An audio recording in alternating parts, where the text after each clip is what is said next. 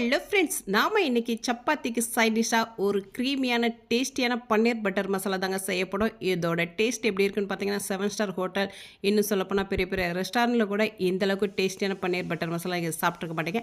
அந்தளவுக்கு ரிச்சான டேஸ்டியான க்ரீமியான பன்னீர் பட்டர் மசாலா தாங்க நம்ம இன்றைக்கி செய்ய போகிறோம்.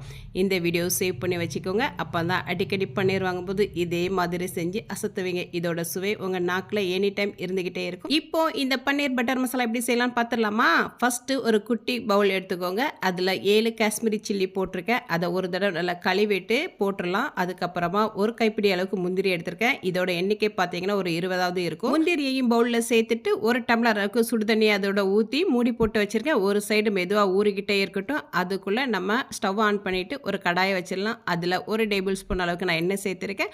ஒரு ஸ்பூன் அளவுக்கு பட்டர் சேர்த்துருக்கேன். பட்டர் வந்து பாதி மெல்ட் ஆகிட்டு இருக்கும்போதே ஒரு சின்ன துண்டு பட்டை, 3 கிராம்பு, 3 ஏலக்காய், 2 பிரிஞ்சி இலை, ஒரு ஸ்டார் பூ சேர்த்துடலாம். ஏலக்காய் மட்டும் நான் இப்போ 2 நேரத்துக்கு கிரேவி சேர்த்து பண்ணுறதுனால 3 சேர்த்துருக்கேன்.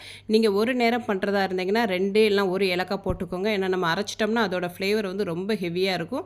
ஸ்வீட்ஸ்க்கு வந்து ஏலக்காய் ஃப்ளேவர் அதிகமாக இருந்தால் நல்லா சாப்பிட்லாம். ஆனால் அந்த காரமானதுக்கு வந்துட்டு ஏலக்காய் ஃப்ளேவர் கொஞ்சம் மைல்டாக இருந்தால் தான் சாப்பிட்றதுக்கு நல்லாயிருக்கும். அதுக்கப்புறமா அது கூடவே நான் நீல வாக்கில் கட் பண்ணி வச்சுருக்கேன் 4 மீடியம் சைஸ் வெங்காயத்தை சேர்த்து போட்டு வதக்கிடலாம். வெங்காயத்தை வந்து சும்மா ரஃப்பாக கட் பண்ணி போட்டால் போதும், மெல்லிஸெல்லாம் கட் பண்ண வேண்டாம். வெங்காயம் இந்தளவுக்கு பாதி வதங்கினதுக்கப்புறமா அதோட கலர் மாறி வரும். அதுக்கு கூடவே ஒரு சின்ன துண்டு இஞ்சி, ஒரு 7 பல்லு பூண்டு சேர்த்துக்கலாம். அதையும் சேர்த்து போட்டு நல்லா வதக்கிட்டு இருக்கும்போதே நல்ல பழுத்த தக்காளி பழம் 3 எடுத்திருக்கேன். அதையும் சேர்த்து போட்டு வதக்க ஆரம்பிச்சிடலாம். வெங்காயம் தக்காளி நம்ம எந்த அளவுக்கு சேர்க்குறோமோ அந்த அளவுக்கு நமக்கு கிரேவி கொஞ்சம் நல்லா அதிகமாகவே கிடைக்கும். அதுக்கப்புறம் ஃப்ரெஷ்ஷான ஒரு கைப்பிடி அளவுக்கு கொத்தமல்லி இலையை மட்டும் சேர்த்துக்கலாம். புதினாலாம் இதுக்கு சேர்க்க வேண்டாம். இவ்வளோ தான் சேர்க்க வேண்டியது எல்லாம் சேர்த்தாச்சு. ஒரு நிமிஷம் கைவிடாமல் மீடியம் ஃப்ளேமில் வச்சு வதக்கி விட்டுட்டு ஸ்டவ் ஆஃப் பண்ணி ஆற வச்சிடலாம். அது ஒரு சைடு ஆறிட்டே இருக்கட்டும். அதுக்குள்ளே சப்பாத்திக்கு மாவு பிசைஞ்சு நான் வச்சுட்டேன் பாருங்கள். நல்லா சாஃப்டாக சப்பாத்தி மாவு பிசைஞ்சு வச்சுருக்கேன். இந்தளவுக்கு நமக்கு சாஃப்டாக பிசைஞ்சு வச்சா தான் சப்பாத்தி வந்து ரொம்ப நேரம் ஆனால் நல்லா சாஃப்டாக இருந்துக்கிட்டே இருக்கும். இல்லைன்னா சாப்பிடும்போது மட்டும் சூடாக சாப்பிடும்போது மட்டும் நல்லா சாஃப்டாக இருக்கும். அதுக்கப்புறம் பார்த்தீங்கன்னா கொஞ்சம் ஹார்டாயிரும். இதனாலேயே பாதி பேர் சப்பாத்தியை வெறுக்க ஆரம்பிச்சிருந்தாங்க. நம்ம பிசைகிறப்பவே நல்லா அழுத்தம் கொடுத்து நல்லா கூட 2-3 நிமிஷம் பிசைஞ்சு வச்சுட்டாலே போதும், சப்பாத்தி மாவு சாஃப்டாக இருக்கும். அதை ஒரு சைடு வச்சிடலாம். இப்போ கிரேவி பண்ணுறதுக்கு நம்ம ஊற வச்சுருக்க வத்தலும் முந்திரியும் நல்லா ஊறி வந்திருக்கு. சுடுதண்ணி வச்சு ஊற வச்சா மட்டும்தான் சீக்கிரமாக ஊறும். இப்போ பெரிய மிக்ஸி ஜாரில் நம்ம ஊற வச்சுருக்க முந்திரியையும் வத்தலையும் சேர்த்துடலாம். ஊற வச்சுருக்க தண்ணியோடு சேர்த்து போட்டு நல்லா அரைச்சிருங்க. அது கூடவே நம்ம வதக்கி வச்சுருக்க வெங்காயம் தக்காளியும் சேர்த்து போட்டு அரைச்சிடலாம். பாருங்கள் எவ்வளோ நல்ல கலராக இருக்குட்டு. காரணம் காஷ்மீரி சில்லினால் மட்டும்தான். நீங்கள் வந்து சில்லி பவுடர் என்கிட்ட இருக்குது அப்படின்னு சொல்லிட்டு காஷ்மீரி சில்லி பவுடரை சேர்த்துறாதீங்க. அதுலேயும் கலப்படங்களுக்காக கலருக்காக கலப்படம் சேர்த்துருப்பாங்க.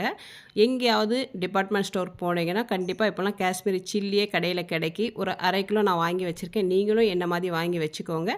அப்பப்போ நம்ம தேவைப்படும் போது ஒரு தடவை நல்லா கழுவிட்டு அதுக்கப்புறமா ஊற வைக்கிறதா இருந்தாலும் சரி, அரைக்கிறதா இருந்தாலும் சரி, நீங்கள் சேர்த்து போட்டு அரைச்சிங்கன்னா கொஞ்சம் காரம் கம்மியாக இருக்கும். ஆனால் கலர் நல்லா தூக்கலாக இருக்கும்.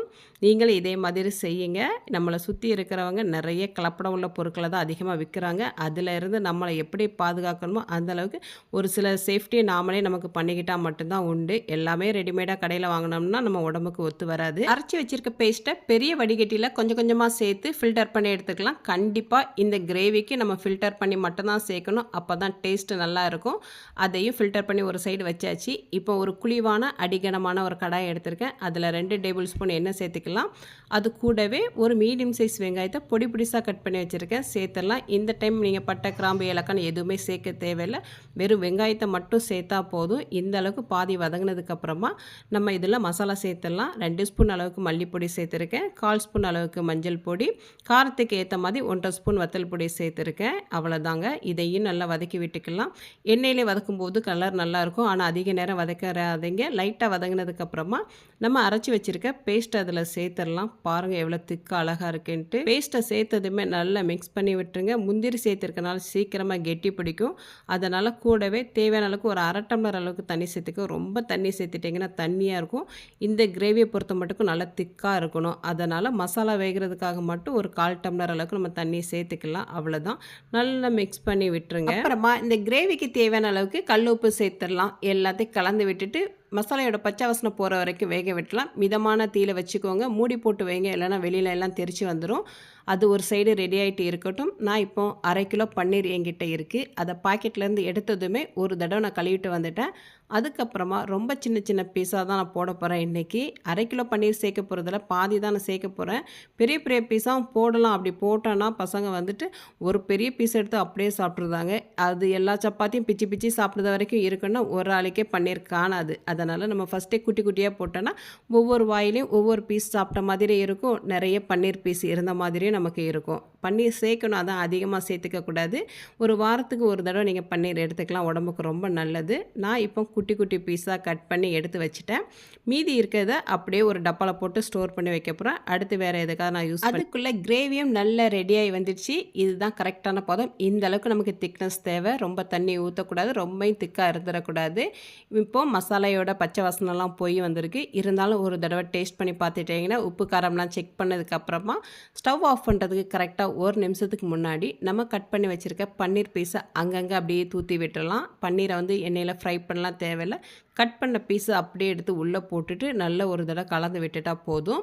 அப்போ தான் இது நல்லா சாஃப்டாக இருக்கும். பன்னீர் போட்டதுமே அதிக நேரம் கொதிக்க வச்சிடாதீங்க, இல்லைன்னா பன்னீர் வந்து ரப்பர் மாதிரி ஆயிரும். நமக்கு நல்ல பன்னீர் பிடிக்கிறவங்க கூட பன்னீர் வெறுக்க ஆரம்பிச்சிருவாங்க. அதனால் போட்டதுமே ஒரு நிமிஷத்துக்கு மட்டும் கொதிக்க வச்சுட்டு நம்ம ஆஃப் பண்ணிட்டா போதும். பன்னீர் வந்து நல்லா சாஃப்டாக இருக்கும். அப்படி கையில் எடுக்கும்போதே அப்படி தலை தலை அப்படின்னு ஆடு ஜெல்லி மாதிரி அந்தளவுக்கு நல்லா சாஃப்டாக இருக்கும். இப்போது நல்லா மிக்ஸ் பண்ணி விட்டதுக்கப்புறமா ஒரு ஸ்பூன் அளவுக்கு மட்டும் ஜீனி சேர்த்துக்கோங்க. இந்த கிரேவி பார்த்தீங்கன்னா நல்ல மைல்டாக இனிப்பாக இருக்கும். காரமும் கொஞ்சம் நல்லா கம்மியாக இருக்கும். ஜீனி சேர்த்தா மட்டும்தான் நல்லா சைனிங்காகவும் இருக்கும். அதுக்கப்புறமா கஸ்தூரி மேத்தி அது மேலே தூற்றி விட்டுக்கலாம். அவ்வளோதாங்க. நான் வந்து காலையில் டீ போடும்போது பால் காய்ச்சேன். அந்த பால்லேருந்து கொஞ்சமாக பால் எடுத்து வச்சு நல்லா அடிச்சுட்டு மேலே ஊற்றிட்டேன்.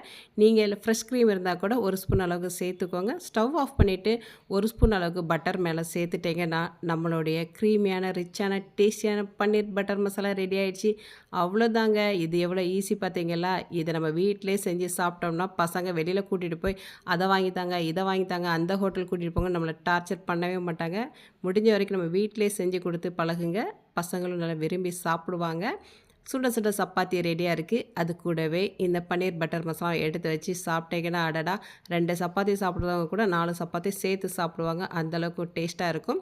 காரம் கம்மியாக இருக்கிறனால நல்லா விரும்பி எல்லோரும் சாப்பிட்டுக்கலாம். மறக்காமல் நீங்களும் இதே மாதிரி செஞ்சு சாப்பிட்டு பார்த்துட்டு எப்படி வந்திருக்கு சொல்லுங்கள் ஃப்ரெண்ட்ஸ். வீடியோ பிடிச்சிருந்தால் மறக்காமல் லைக் பண்ணுங்கள்.